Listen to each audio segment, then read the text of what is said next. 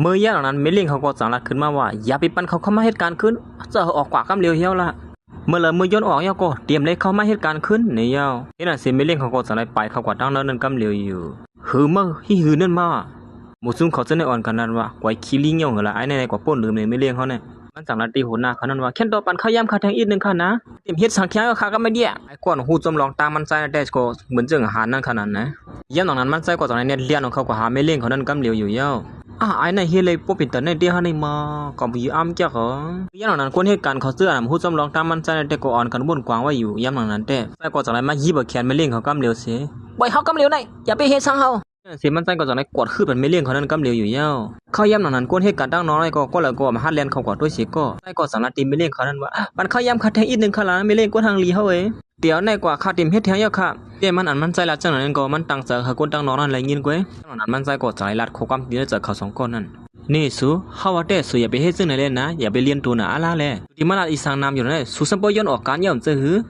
เมื่อเลยเมื่อสวมเคยเหตุการณ์ที่ห้องการเฮาก็สูออกกว่าเสียแล้วที่มาสุกซักอยู่ที่ในเฮ็ดสังที่กะมือย่านั้นมันใจออกตื้นน้ำกว่าตั้งแล้วละสังย้อนลัดที่ไม่เล่นเขานั้นแทงอีออดอยู่เย้าไม่เล่นเขาก็สั่งมาฮอดดีปันฟังสูไว้นะล้วนว่าสูสวยแถมเฮาก็ได้1กวยสุดที่เฮ็ดสังที่เฮาก็ไล่นี่ฮะด้วยการลองตั้งคัดเสริญมันใจในก่อมยมกันแล้วล่ะเมื่อไม่เล่นเขาอันที่ไปออกกว่านั้นกวยนั่นก็มันใจก็จะได้ให้หาไม่แทงกำนึงอยู่เย้าสุดที่ละจังในเฮ็ดสังหลายสุดเลยตั้งเฮาก็ซ้ำไปมีผัวมีเมียอีสังกันสองก็เป็นก็ฮักกันก็มันสังติพี่อีสังล่ะติ่มสังเฮาก็เป็นกวนอันติมีลองตั้งยังอ่านเหมือนกันกดด้วยมาในเฮาตั้งสองคนในมันกึ่งแล้วกันนะว่าสุขฮู้ก็เฮาว่าแต่พร้อมจะจำเฮาเหี่ยวล่ะสมบ่นั่นแน่จะล่ะพร้อมจะล่ะย่านนั้นก้อยนั่นก็ผู้หญิงก่อนเป็นหัวหน้ามันใส่ก็จะเรียนเข้ามาที่ไหนมาถามหามันเฮ้สุก็มีดีแล้วนะเฮ็ดสังล่ะเมื่อย่ามนั้นมันใส่ก็กลัวหัวหน้าเขาฮู้ว่ามันก็ไม่เล่นเขาในนั้นสังลัดคือนี่ไม่เล่นเขานั่นว่าไม่เล่นค่ะความมันเฮาอีกนึงค่ะนะต่างปอกมาค่ะเตรียมเฮ็ดพิษจังเถียงเหี่ยวค่ะเมื่อย่ามนั้นหัวหน้าเขาก็ห้องหามันใส่มาอยู่ที่นั่นติ๊กๆอีหือล่ะติละจังหือล่ะนี่สุดดังไม่เลี้ยงอ่อนเขามีลองดังอีสังกันไหนไม่เลี้ยงก็ทางลีในก็กลัวผู้หญิงก็เลยมันยอมไรเลยจังบ้าสุเป็นสุฮันในตัวเขาว่าแต่สุอย่าไปเข้ามาที่ไหนเย้าเมื่อเขามาตุย้อนที่เหตุการณ์ที่ในก็เป็นแต่ไหนก็ปัญหาเขาเหตุการณ์ขึ้นเหี่ยวแล้วปนั้นก็เมื่อยันนั้นผู้หญิงก่อนเป็นหัวหน้าเขานั่นก็จังว่าพวกไม่เลี้ยงเขาว่าในก็จังตีว่าหือละเจ้ามันก็จังว่าไม่เลี้ยงค่ะเตี้ยในกว่าข้าได้คัดใจเหตุการณ์กูเจอกูลวงตั้งยี่อันขามีไว้นั่นขนาดในวันนั้นมันใส่ก็ก่อนเป็นหัวหน้ามันใส่ก็จังตีว่าหือแล้วเนาะจังว่าเพราะฉะนั้นก็ขาดเฮ็ดจำหนังคำสามไว้เลยเขาก็ค่ะขาดย้อนกว่าก่อนค่ะโอเคสุกว่าจะมาแกนร่วมกับบนลำกว่าเมื่อก่อนเมื่อยันนั้นไม่เลี้ยงเขาอ่านดีไปมันใส่เถียงอยู่เยอะปล่อยเขากำเร็วกว่าละอย่าไปสุกสักทีเนี่ยอย่าไปเฮ็ดซะนั่นเลยนะสุดท้ายไปย้ำก็เลยจนผู้ชายสิบปอกำเจอหือก็เหลี่ยมก็เลยมันซ้ำเสียงสังกันทั้งสูย้อนปัวเขาก็ย้ำก็เลยจนผู้หญิงสิบปอกนั่นน่ะในกิจการเขาได้ทั้งสูมันก็กับไก่สังกันนู้เหลี่ยมก็เลยก็เย้าเสือนั่นสิจะได้ตัดมาที่ไอ้ผู้ชายเป็นลายอันลืมตัวอยู่นั่นจะได้ตื่นขึ้นมาหน้าเขาก็เงียบผ่าดินเพิ่มมาได้มา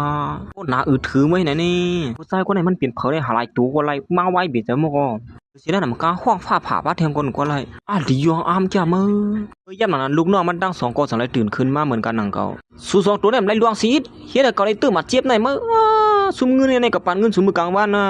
ยาวหลายของเราเขาไม่อ่อนกันเรียนไปจูจีจูจ้าเพิ่งมันเยอะแคบตีนหมายตั้งลายยาวถังแต่มือย่ำนั้นนั่นเนียดจอกของขึ้นมาเหนือการนั่นกำเดี๋ยวเนียดกว่าให้เตะเลยกำลามาจนมาเลยสุกซักมือนั่นไอ้ยี่กำเมื่อมันขึ้นมาเหนือการก็ตึกป้องอยู่ว่ามือเป็นเพอฮัดมาเหี่ยมเขาซะเนี่ยพอเล่นค่ะคนนั้นมันเจอคนธรรมดาค่ะนะก็หูยเลยเมื่อกับหูหน้าก็ซ่ามาในก็เจอเอาเงินตั้งน้ำตั้งหลายเสียกว่าสร้างคนนั้นที่ขายเหี่ยมคนนั้นมาขับขืนเป็นมันกำเหลือมันเด็กใครเหือนะไอ้ได้หลักความเหี่ยมของโซโบเจี๊ยบก็พอเล่นใครขับขืนกำเหลือไอ้ขนาดอย่าไปไม่จ้าขนาดเสียเขาก็จะไล่อ่อนเข็นขี่ก้าช่วงมือกำเหลียวอยู่ยาวย่านนั้นใจเจอมันประมาณจู่อยู่หิมเขาก็ตันหานั่งขนาดนี้ผู้ชายคนไหนก็สั่งมาป้อมไล่ผู้หญิงกอดมันเดี่ยวมาเฮ็ดเมียนั่นก็ป้อมไล่ล่าเนี่ยขับขืนเป็นเขากำเหลียวแล้วลำไล่ก็กับเขาไปกอมไล่ผมไล่แหมวันนั้น